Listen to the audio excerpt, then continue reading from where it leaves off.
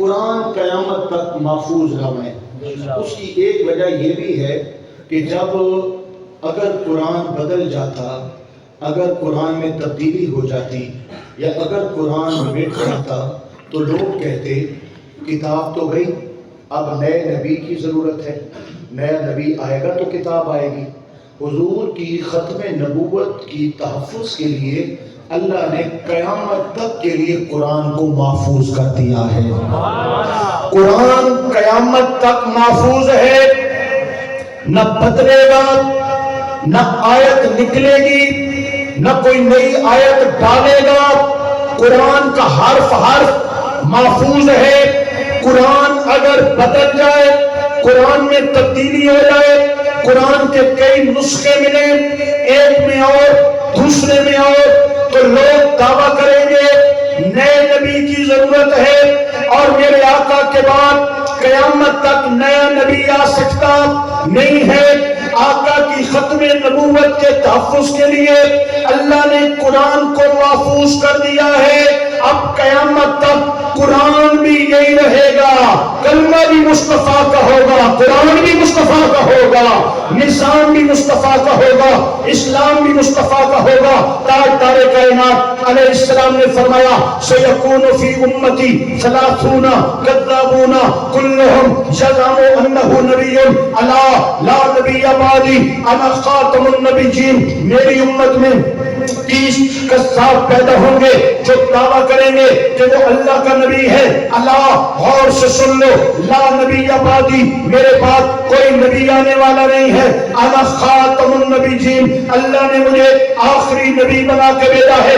30 کذابوں میں ایک کذاب مرزا غلام قادیانی ہے جس نے 150 سال پہلے ختم نبوت پہ حملہ کیا اور نبی ہونے کا جھوٹا دعویٰ کیا. اس کی پشت پر انگریز کا ہاتھ ہے، پاکستان پر، ہندوستان پر. ابھی ان کے جدا ہونے سے پہلے بڑے صغیر پاک و ہند میں حکومت برطانیہ کی تھی. برطانیہ برٹش راج نے مرزا قادیانی کو پروموٹ کیا اور ختم نبوت پہ حملہ کرنے کے لیے تیار کیا.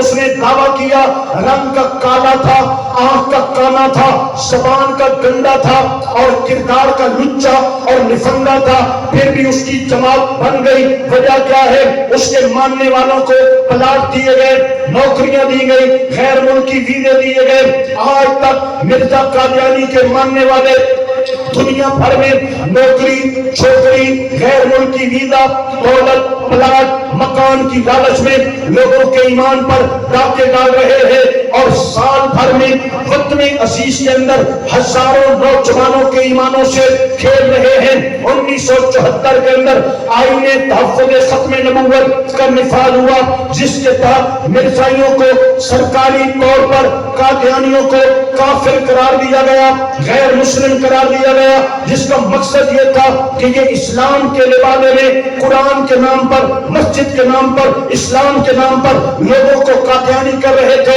ایمانوں پر ڈاکہ ڈال رہے تھے. اس لیے علماء نے قربانیاں دے کر، جانوں پہ کھیل کر، قید بند کی صحبتیں برداشت کر کے، جانوں کی، ہزاروں جانوں کی قربانیاں دے کر یہ قانون بنایا اور قادیانیوں کو غیر مسلم قرار دیا.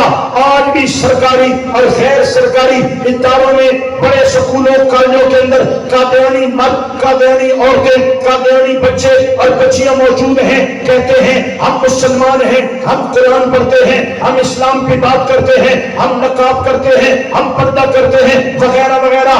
اس لباس میں لوگوں کو قریب کر کے ایمان پہ ڈاکہ ڈالتے ہیں، ختم نبوت کا عقیدہ چھین لیتے ہیں، لوگوں کو بلیک میل کرتے ہیں اور آئے دن ہزاروں کی تعداد میں مسلمان نوجوانوں کے ایمان پر ڈاکہ زنی کر رہے ہیں. ہر حکومت کو یہ ٹارگٹ ملتا ہے کہ تحفظ ختم نبوت قائم تبدیل کیا جائے، اس کی شکوں کو بدلا جائے. یہ جب آتے ہیں کرسیوں پہ بیٹھتے ہیں، پہلا حملہ ختم نبوت کے قانون پہ ہوتا ہے، تحفظ ناموس رسالت کے آئین پر ہوتا ہے. یہ قانون بدلنا چاہتے ہیں، یہ نہیں جانتے کہ ہم مسلمانوں نے نبی پاک کی کی ایسی وفا ہے، ایسی محبت ہے، ایسا عشق ہے، آقا پاک سے ایسی لگن ہے، ایسا شوق ہے، ہم جان دے سکتے ہیں، ہم مال قربان کر سکتے ہیں، ہم اپنے بچے اپنی کائنات لٹا سکتے ہیں، آقا کی ختم نبوت سے غداری نہیں کر سکتے ہیں۔ لہذا ہم شعور دے رہے ہیں، گلی گلی کریا کریا نگر نگر بچے بچے کو، ہر نوجوان کو،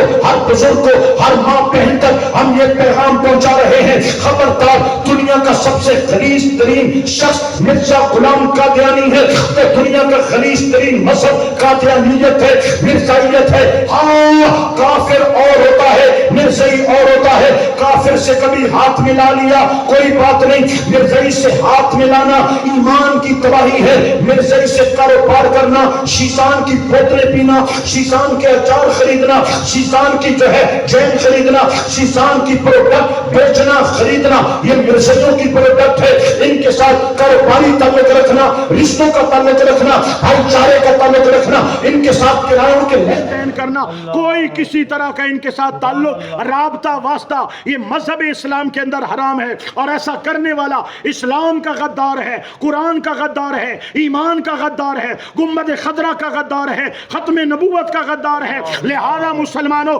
اگر اپنی اولاد کا، اپنی نسلوں کا ایمان بچانا چاہتے ہو، قادیانیوں سے دور رہو، دور رہو، بہت دور رہو۔ جیسے بندہ سور سے دور رہتا ہے، اس سے 1000 گنا زیادہ پلید مرزا قادیانی ہے اور اس کے چاہنے والے ہیں۔ ایمان بچانا چاہتے ہو، عقیدہ بچانا چاہتے ہو، تو ضروری ہے کہ ہماری نسلوں کے اندر بھی یہ نعرہ ہو، یہ نسلوں کے اندر بھی یہ جذبہ ہو، یہ ولولہ ہو، یہ ایمان ہو، یہ عقیدہ ہو۔ ہمارے آنے والی نسلیں، بچے ہوں یا بچیاں ہوں، جب وہ زبان کھولے تو طوطلی زبان کے اندر جب پہلا نعرہ ان کی زبان پہ آئے تو یہ نعرہ ہونا چاہیے، تاجدار ختم نبوت،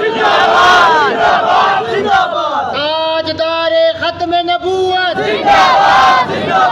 تاجدار ختم نبوت، تاجدار ختم نبوت۔